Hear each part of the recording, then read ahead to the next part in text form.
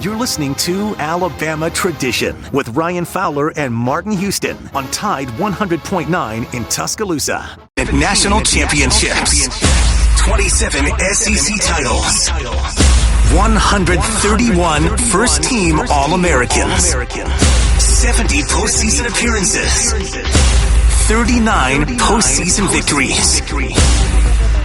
This is Alabama football. And this is Alabama Tradition with Martin Houston and Ryan Fowler on Tide 100.9 and streaming on the Tide 100.9 app.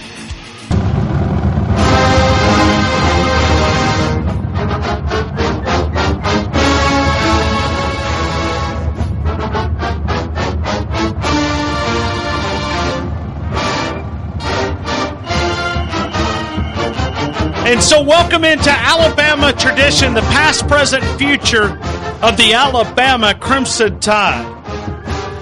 We're going to get into a lot of different things. And I've got a rumor about the guy across the glass that Martin Houston has informed me, talking about running backs. That he didn't value rushing attack, Martin Houston. Is there anything we can do in the next hour to convince him that running the football is an important way of winning the game?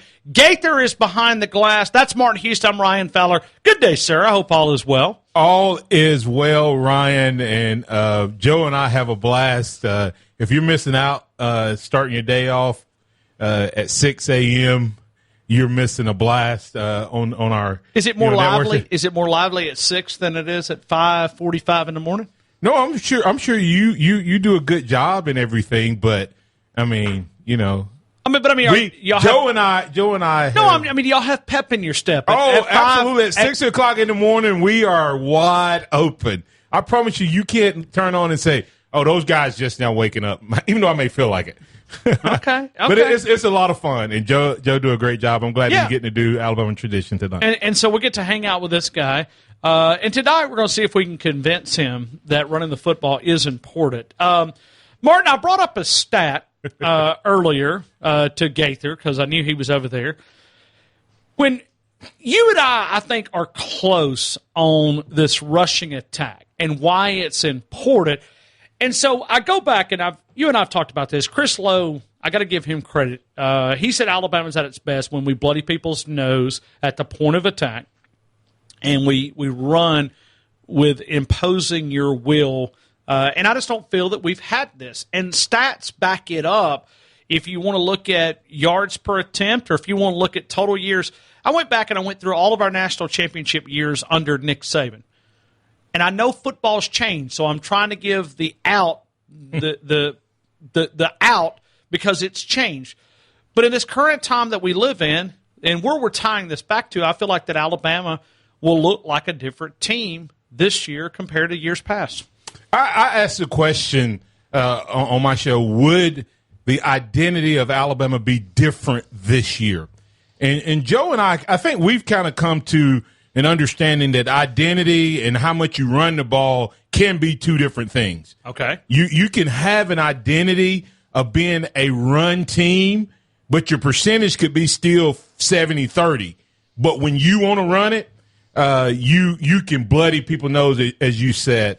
And I think that identity will be more in line with that. And what I mean by identity is when you walk into the ring, when you the guy that in Ali's time, people used to talk about Ali's identity was that he was going to talk you to death, and then he was going to jab you. I mean, he was just going to rope a dope you to death. Tyson walked into the ring, and his identity was, I'm going to knock you out. I'm going to hit you. So they both have identities. It doesn't make one better than the other. But what it does is it makes the opponent feel a certain way. And I guess for me, and Joe and I have even talked about this, feel. I like the way the game feels when we blooded other teams' nose. I like when we walk off the field, Ryan, I don't like that other team to feel like, man, we had a fighting chance. And that's, to me, probably the biggest difference between the old Alabama of what I'm talking about is the feel. You used to feel like when the game was over, that team knew.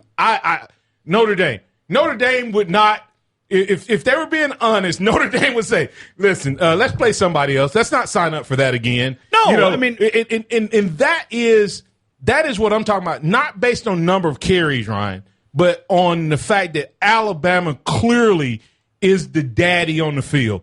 And I think we lost a little bit of that, even though we were the better team 99% of the time in the games we've played. You just don't feel that way. I mean, this team probably averages 330, 340 across the front. if they don't do it this year, Martin, I'm done. Like I'm gonna throw in my run the ball shirts. I'm done with it because we're just not going to go back to it.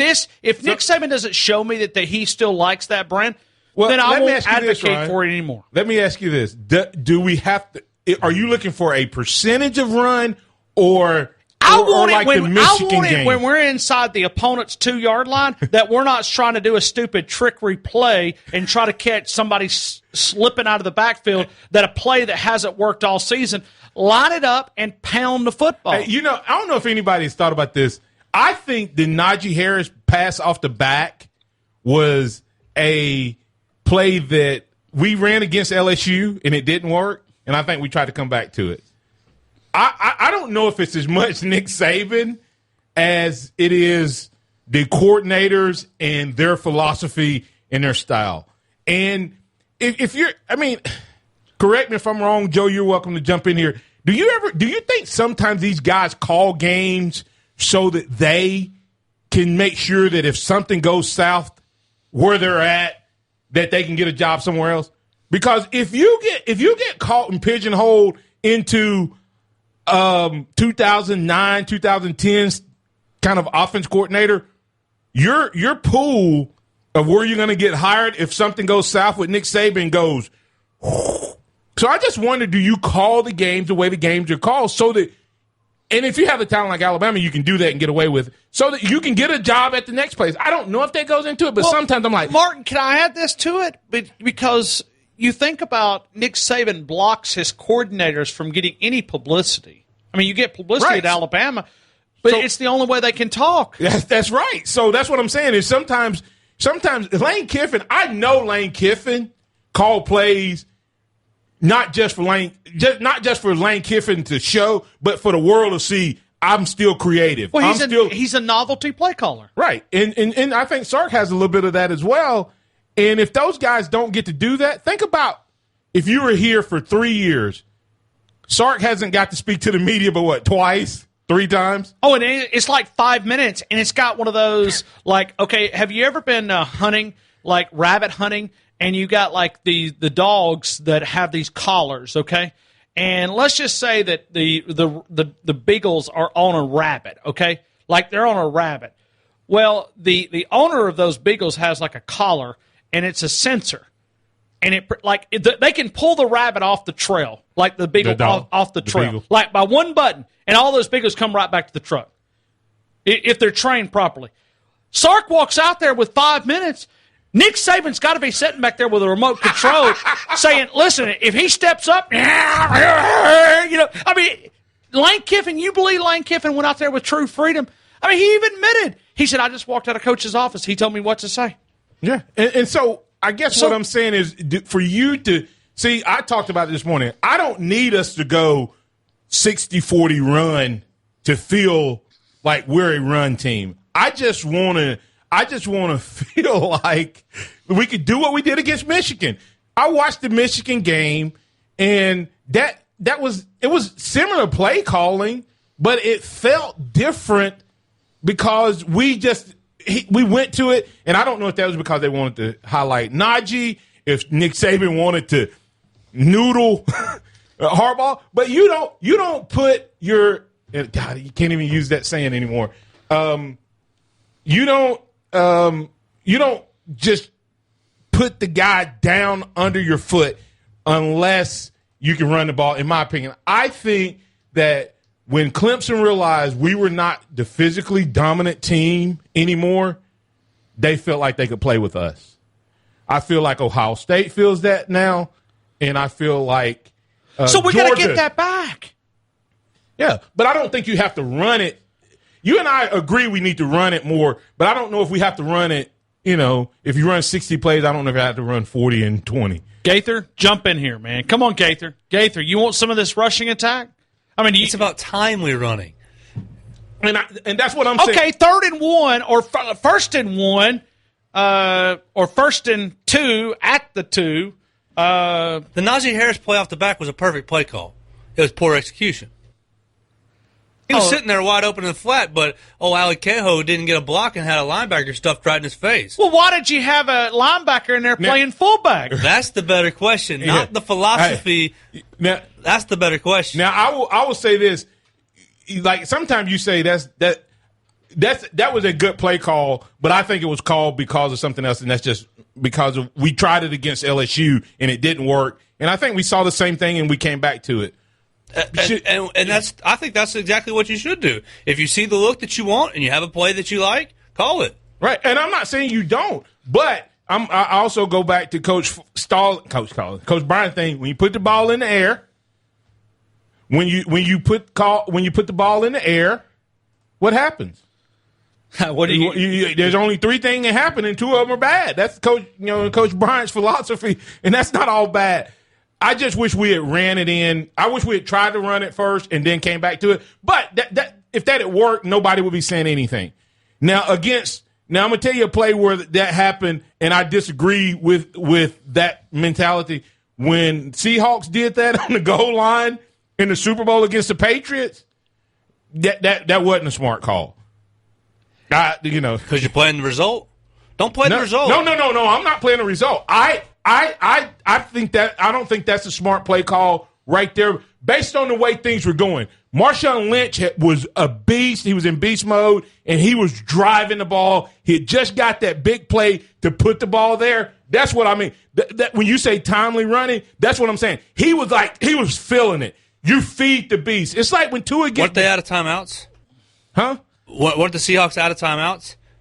If he gets stopped there, the clock runs out and the game's over anyways. I don't think so because they came back out and played.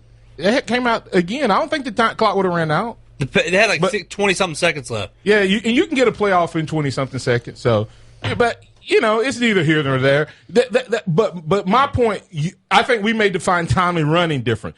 Timely running to me is run it when you want to. Run it when you want to. And how you want to. And that's what Alabama used to be able to do. And I don't know that we can do that now. No, I can answer that question. No, we're not able to.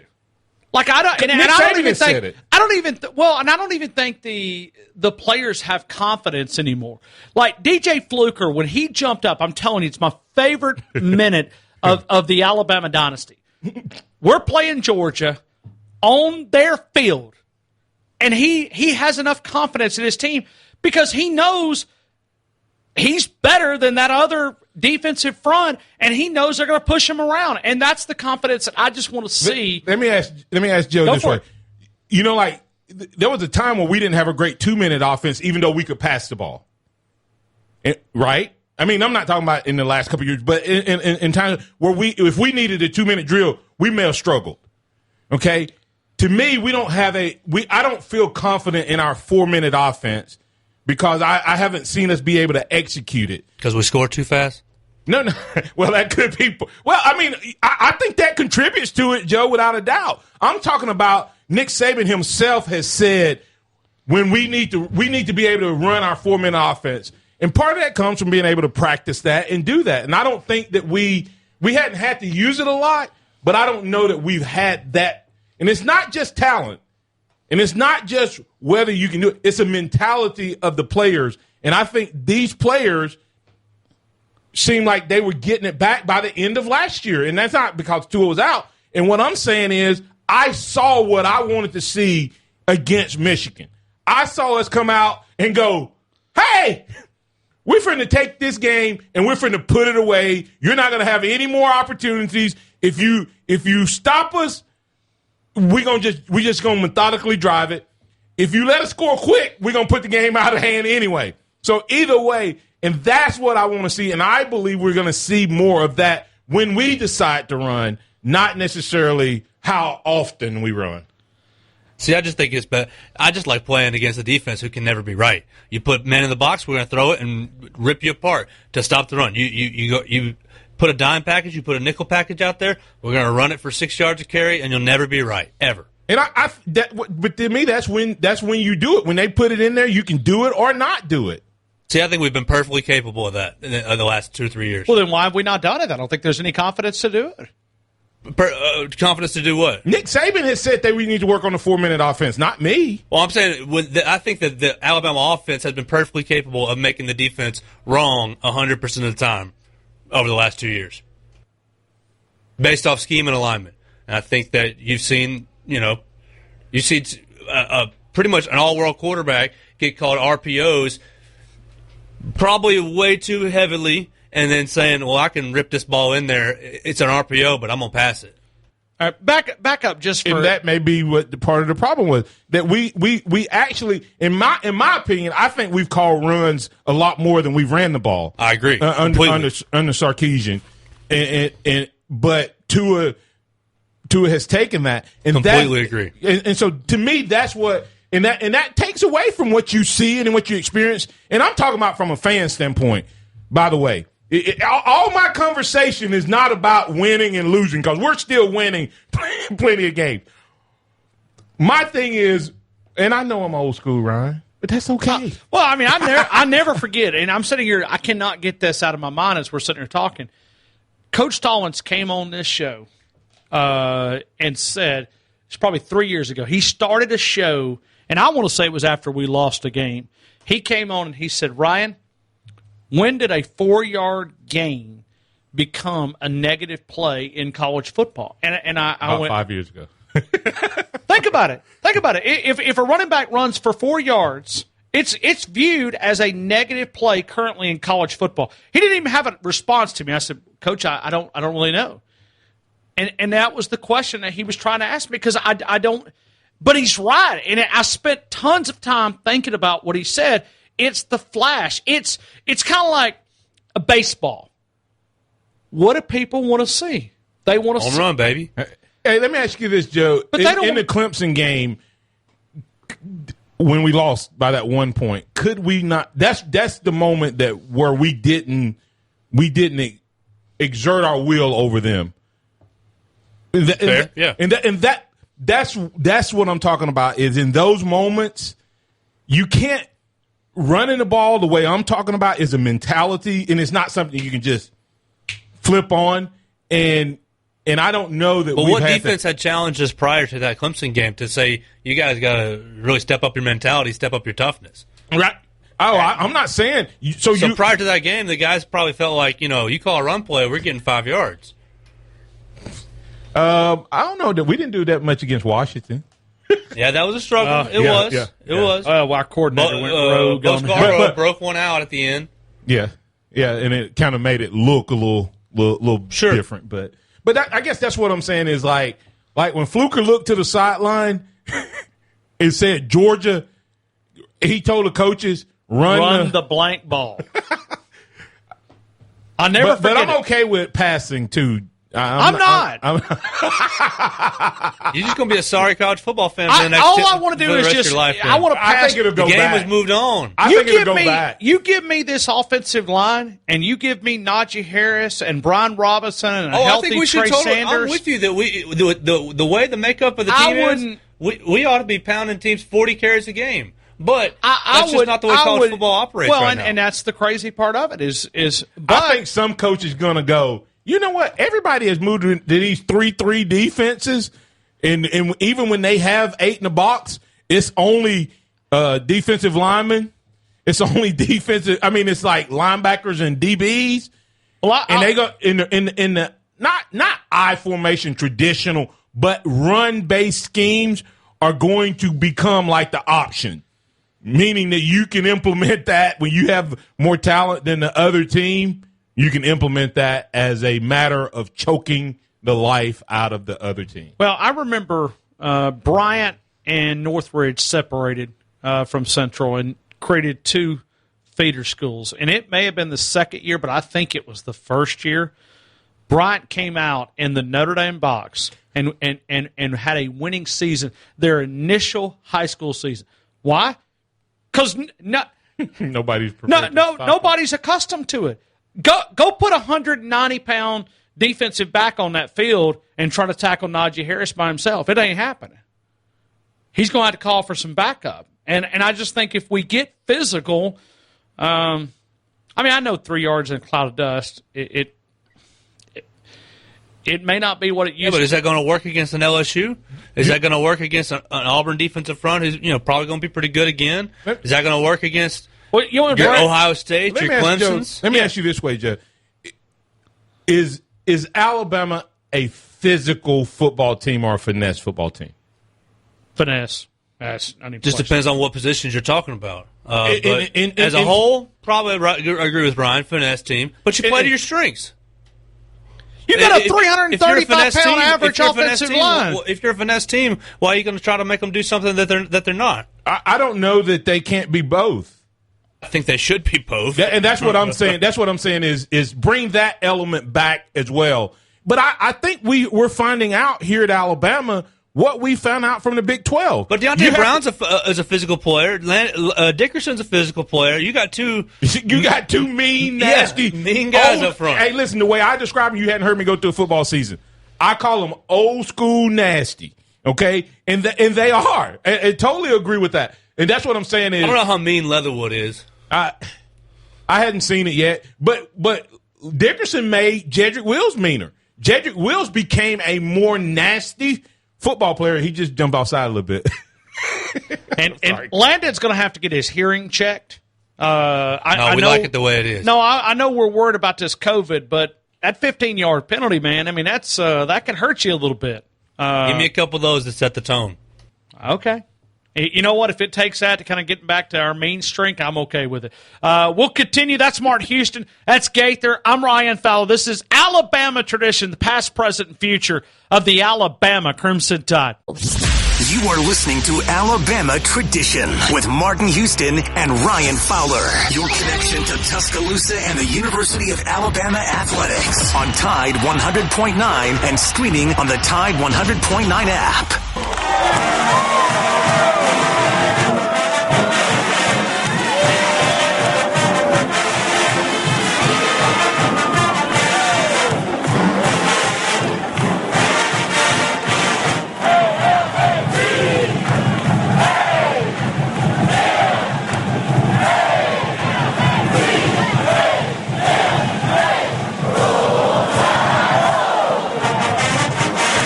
So Alabama's already got some big news this week. We continue the trend of Devontae Smith. Devontae Smith, going into last year, he wanted to be known as something more than the second 26 wide receiver. I've got a photo hanging on my wall from that great moment in Alabama football history. Devontae Smith stretching out that 41-yard reception.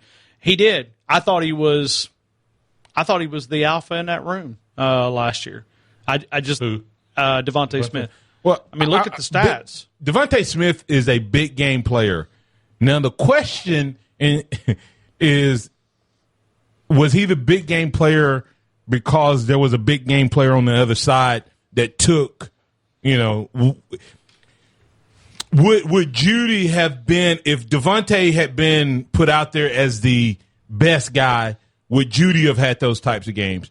But I'm going to tell you, regardless, Devontae Smith didn't back down from a challenge. Devontae Smith is a big-time wide receiver. And the thing I like about him most, and that's what's neat about the way Nick Saban has recruited wide receivers. Jerry Jeudy, man, his feet and his route running, we've said, Amari Cooper, best route runner we've ever seen. Then we said Ridley, best route runner. And it's not an exaggeration. And Jerry Jeudy took what they did and elevated it. He is as good a route runner. But hands, catching the ball, if you get it close to Devontae Smith, catch. Catch, Ryan. Catch. If I would have told you last summer that Devontae Smith was going to have 68 receptions, 1,256 yards, 18.5-yard average every time he touched the football, and 14 touchdowns, you would have told me I was crazy. And that guy returned. That's the guy that came back. And so maybe that's why they don't that's why they don't run the football. I mean, I guess if I was looking at Jerry Jeudy, Devontae Smith, and Jalen Waddle, I guess I'd probably just throw it around too. Only one ball to go around, Ryan. But the other and part, I've often said, Ryan, and I have to be fair to the passing thing, Ryan, is what difference does it make if you run the yards or pass the yards if you get the yards? I just want to be able to do whichever one I want to do it when I want to do it. But Mark, you've said it 100 times, and Gaither, I want you to jump in here. We had a young defense. We scored so quick that we had no time to correct anything on the field. And I know that sounds like I'm complaining about, what do they say, first world problems or whatever. It's definitely a first world problem, but it still is a problem. I mean, we scored like seconds. I mean, I'd like to know our average time of possession on scoring drives. Because how many times did we, that's why they ran for all the yardage. I mean, it was like we were almost scoring so quick. There was no coaching. So we don't even really know how good some of these guys can be. You ready to give Pete Golden some props this week? Yeah, he's pulled in 3 of our 9 recruits, and we got 2 on the hook this week that he's responsible for. And we got another possibility. We talk about Dallas Turner. So yeah, that's what I mean. 2 on the hook. Dallas Turner and Kyrie Jack. Who is the other? Kendrick Blackshire. Sorry. Are the 2 guys linebacker out of Texas. Yeah, who might be committing this week. And so you're looking at, and I know we segued right into Devontae Smith, wide receiver, but now we're getting another Devontae Smith, and we pulled him away from Ohio State. So anytime you can beat the Buckeyes, we'll beat them in 2027, 2028. Hopefully, for a defensive back, especially, they've put 6 DBs in the first round in 5 years. Yeah, they've had the same run on DBs that we've had on the wide receiver position, and you're talking about they're becoming known as DBU, and he's a native. I mean, it's not just. I mean, isn't he from Ohio? So, yeah. And then Sean Alexander tweeting out, talking about the pedigree. Yeah. Pretty cool. He says, "Bama World, welcome my cousin to Alabama." And but did you hear the young man? The young man said, Alabama was my dream school. Wow. My dream school. And, Nick Saban, sometimes if he's not on a guy early, he doesn't do anything until that kid gets to come to camp. And then, of course, that got taken away, and that's where you and I and Joe and the whole Bama Nation were like, oh, my God, is Nick Saban going to be able to recover from this new world? And I think you're seeing that his evaluation process is still solid. He just had to move it up, take out one step. And this young man, Ryan, they say that he's lightning in a bottle. So I'm already looking forward to, like, when Waddle's gone, we're going to have Leary and Smith back returning kicks, and both of them are, Jalen Waddle type players. So future looking bright for Alabama to continue their dominance because we're moving up quickly in the recruiting rankings, up to, I think, 19 in the composite. Wow, for all of those that counted us out. And it was an adjustment. Well, we've watched Nick Saban in the early signing period struggle that first year. When you come out of this pandemic, I think he was probably going, okay, and it's probably like all of us. We're going to get camps back. Yeah. We're going to get camps back. And then when you see the NCAA shutting that down, you back up and go, well, maybe we're not going to get camps back. And then we're going to have continue this dead period and all the different things that they've put on recruiting restrictions. Then he's adjusted. And I think you're kind of seeing that. And now, I don't know if you know this, even though we were like 40 and 43 and 35, we were number 3 or 4 the entire time on per player average. So even though we weren't in the top 20 or whatever, Ryan, as far as and of course I know that they're mythical, but when you look at what he's done with 4 and 5 stars, as far as translating what I love it. 247 explains. I don't know if you've ever heard how they explain how they give the stars. A guy that gets a 5-star is a guy that they believe will project to a first rounder. So even though there's nothing to that other than some guys making ratings, when they come to Alabama, Nick Saban carries that and makes that true like 9 out of 10 times. Those guys make it to the league as, first rounders. So it does mean something when you look at the average per player. And Nick Saban has had Alabama in the top 5 the entire time, and now we're moving up in the overall ranking. Martin, I want to tie in a couple of different things. I want to take you to CBSSports.com. But before I do that, I'd like to take you to Dennis Dodd's story for just a couple of minutes. And I don't know how to say this. In other words, I'm friends with him, but I just disagree with this comment. He says, quote, on Twitter, he says, I don't want to sugarcoat it for you.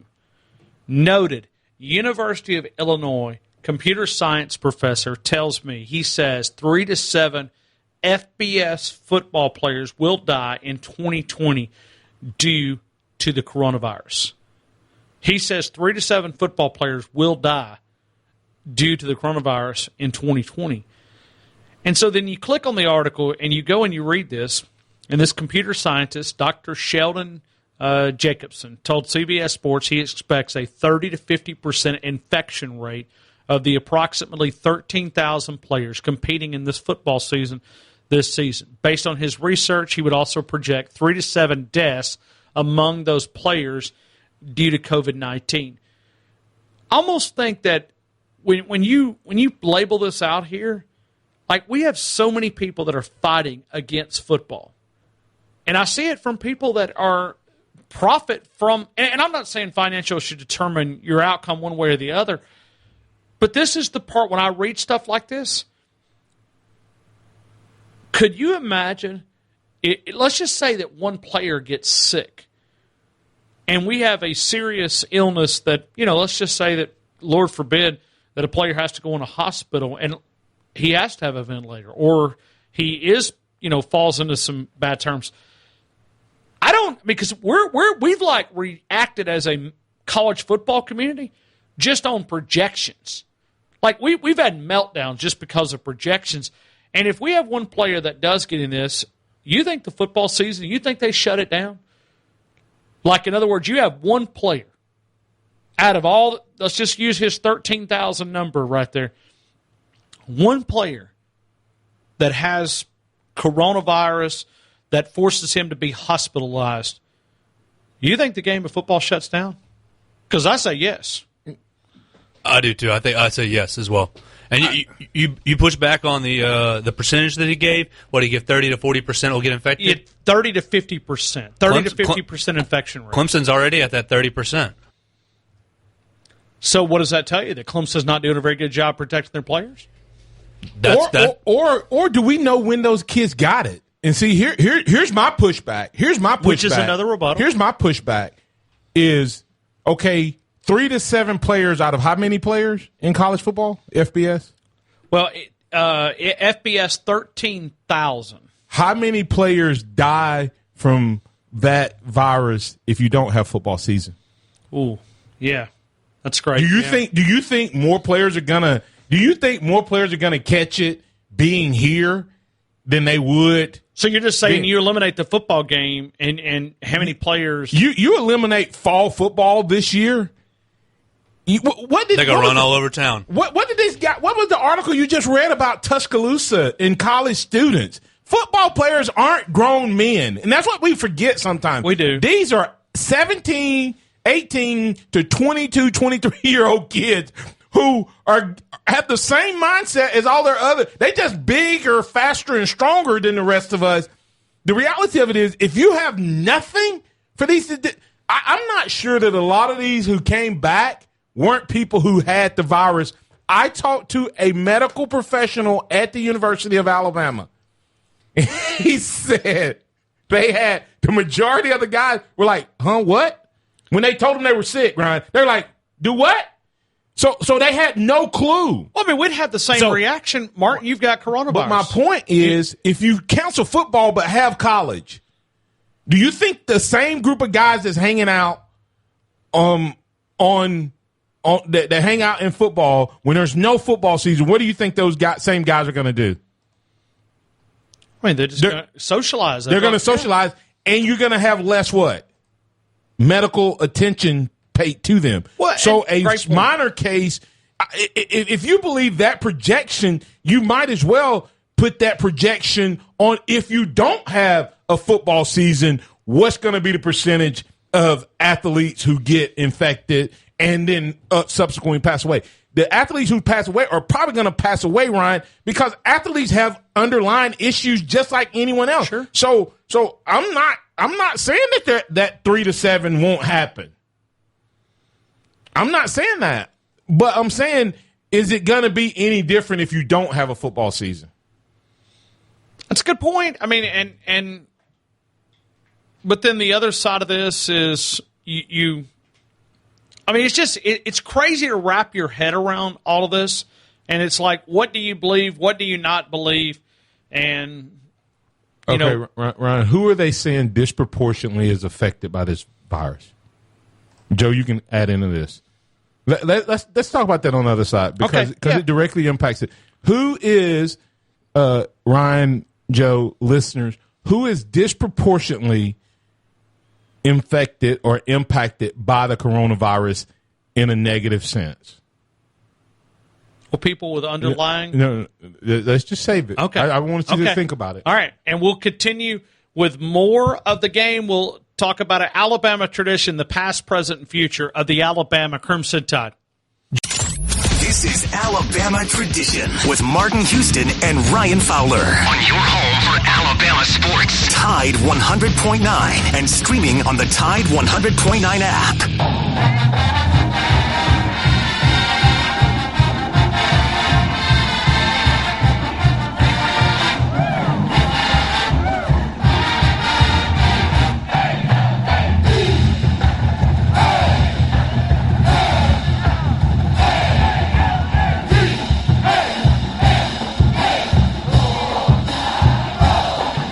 So this is Alabama tradition, the past, present, and future, the Alabama Crimson Tide. So as we tie into the conversation, a lot of things to talk about, a lot of things that we're discussing.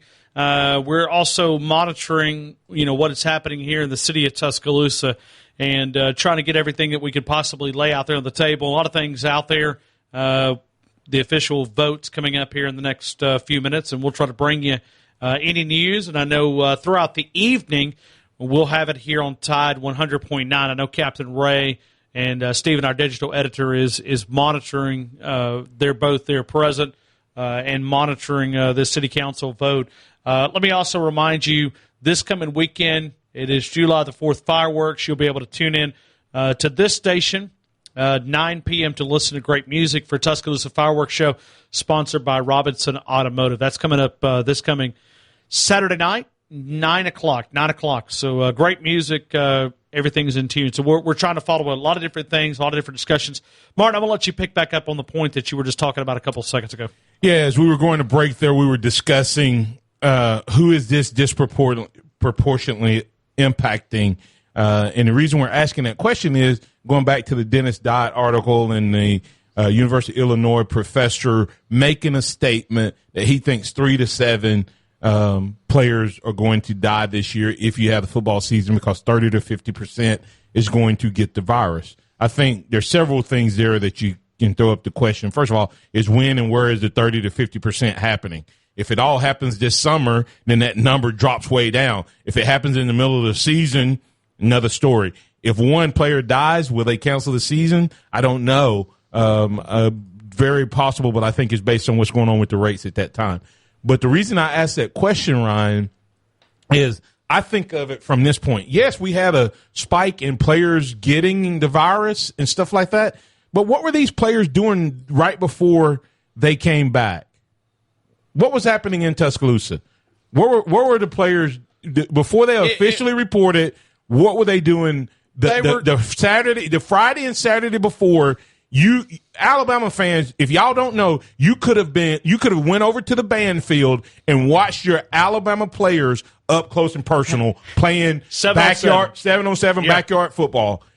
These kids were all together, but they had all just come back together. So then you have a non-controlled environment, or right. It's not really out of control, but you know what I'm talking about. You can control it better in the environment, right? And so they came back, but when they came back, many of them, and this person I spoke to said most of the guys who that tested positive came back with it. They were like into it when they got it. So even though it was reported to us when those outbreaks happened, a lot of them were. But my point behind that, Ryan, if you take away the college football season, what do you think is going to happen to a percentage of the players if there's no football season? The seniors are going to do what? Especially those who already have their degrees. And by the way, there's a bunch of Alabama players with eligibility that don't have to be in college this semester and can go take the classes online because Alabama's made it possible. So they literally, if you cancel the football season, players can go back home. The majority of the players, a huge percentage of the players are African American. Like it, love it, hate it. That's reality. They're black. Okay? Many of them come from what? Not necessarily upper, the high end of the social economic class. There's a lot of players who come from rural communities where the health care is lower. So are those players safer to go back to their homes, to their communities, where any and everybody is around them that's exposed to it? Plus, if they have an outbreak at home, where do they go? Man, if they get sick over here, they're being tested, they're being watched, they're being monitored. So I don't know that it's safer for players to be away from campus, especially when you look at the numbers. So that 3 to 7 could be that or higher if you don't have a season. What you just identified is something that I hope someone at the NCAA is, monitoring, because I have to ask this question, and I'm not trying to place blame, but did the NCAA, because listen, you think about it. I look at my normal house. Okay, I'm not trying to say I'm better or worse, or let's say that you make plans as a set of parents, and you have a son that's playing or at a university, and you buy another house. You may not even have room for that to bring that child back to your home, or I say child, young adult, bring them back to your home.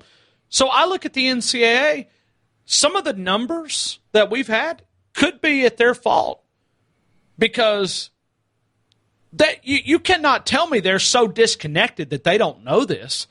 I mean, in other words, they caused some of this because they put these preventions on these athletic departments where they couldn't take care of their players. Right. So they pretty much said, hey, I know you represent here, but I guess. Go home. Well, where's home? And what did players end up doing? They ended up, some of them, they just ended up grouping together. Oh, Bart. Some of them just stayed and hung out in the apartments and watched Netflix and did. Right. So what do you think? And spread it among. So had parties. You know that happened with players who had apartments and places. The players didn't have anything to go. They said, "Hey, man, I'm bringing my sleeping bag,"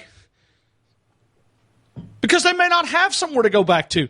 So the NCAA, I hope at some point, will look at some of these discrepancies and face reality. But see, this just tells you, and I don't want to go off on the soapbox. The bureaucracy of the NCAA, they are so disconnected with the players that they represent. They have no idea. Wim Sanderson says, "Never correct about anything." Is that what he says? Yeah. Isn't it perfect? Hey, listen. Coach Stallings says, I'm against it. What is it? Let me ask you, if they're for it, I'm against it. Let me ask you a question. Do you think that the players, Joe, Ryan, was safer here? Oh, not even. Or spread out back at home? It's not even in the. It's a no-brainer. Were they safer? Did the NCAA create a safer environment for those players by sending them and putting all those restrictions on the coaches being able to have access to them? Here's why we will test that. We'll see if this infection rate, because the numbers that we've had, those were prior to that first on-campus activity that was allowed. If that infection rate goes up, then it will counter our point. But if that infection rate goes down, it'll prove the point that there were more exposure likely to get coronavirus outside than they are inside. Bro. And you look at Jeff Allen and you look at the doctors. These are world-renowned doctors. These guys have everything. Martin, they have Apple's products that can monitor your temp. So if what did they change, Ron? The only thing they changed when they limited was not the exposure. And it was the doctors that they had access to. So you see what I'm saying?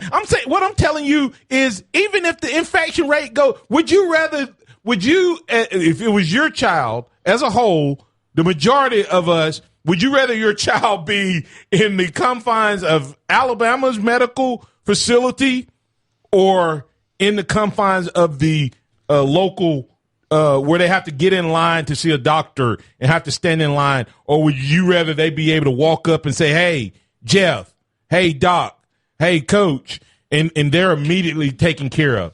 So even if they get infected, even if the infection, they're likely to infect fewer people and have their symptoms treated faster here than they would have anywhere else. Well, and the Apple Watches that they're wearing, does that take your temp? I'm sure there's probably an adjustment that you can get. I don't know if it takes, but I'm sure I'd it imagine monitors. you can. I'm sure it monitors. So you're sitting there going, okay, he's at 101. We got to pull John in. Hey, let's go test it. Let's make sure. So anyway, and I know not, and maybe this is the issue. It's not everybody's like Alabama. I mean, not everybody has the facilities and the catapult system that they, monitor these players. So you got to give credit back to Nick Saban and this athletic team that comes up with this, and we often take it for granted. But the science, I mean, that's why they've just built a Let new me ask you sports this, science Ryan. facility. Let's ask it a different way, since you're saying the facilities are different. Do you think the players you think you could interview a player or interview a coach that would say, I would rather have been limited in my access to my athletic facility and medical staff, and I would rather have been at home? Repeat it one more time, just to make sure. You're saying that not everybody is Alabama. I understand that. But would you rather have – do you think you could ask players and coaches, would they rather have had their players here, and the players, would they rather have been here? In which place they felt safer? Do they feel? I don't. I think it's overwhelming. It would be that they would have preferred to have been here and had them here, and that's the point. Regardless of what the facilities are, the players probably still would have rather been here, and the coaches would have rather had them here because they feel safer, and that's what the mask is all about: feeling safe. It's a lot of debates, and it's. I don't know where it's going, don't know where it's been, but we'll cover it in a lot of different directions. Still no official vote in the Tuscaloosa City Council, but it looks like, as we go into this break, the end of the show, that they may or may not. They may not have enough votes to get it. They've got to have a unanimous vote. It doesn't look like they've got that, but that may change because there's no beneficial vote. Martin Houston, happy 4th of July, man. Happy 4th of July to all of Bama Nation. Roll Tide. That's Joe Gaither. I appreciate you, man. 13 hours right there behind the glass. That's Martin Houston. I'm Ryan Fowler. This is Alabama Tradition, the past, present, and future of the Alabama Crimson Tide.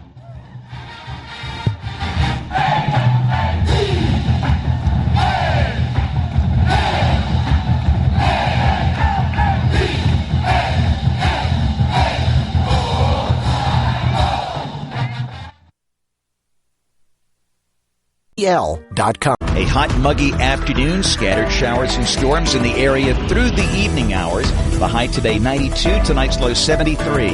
Tomorrow and Thursday, a mix of sun and clouds both days with scattered showers and storms. Highs between 88 and 91. I'm James Spann on the ABC 3340 Weather Center on Tide 100.9. Text us.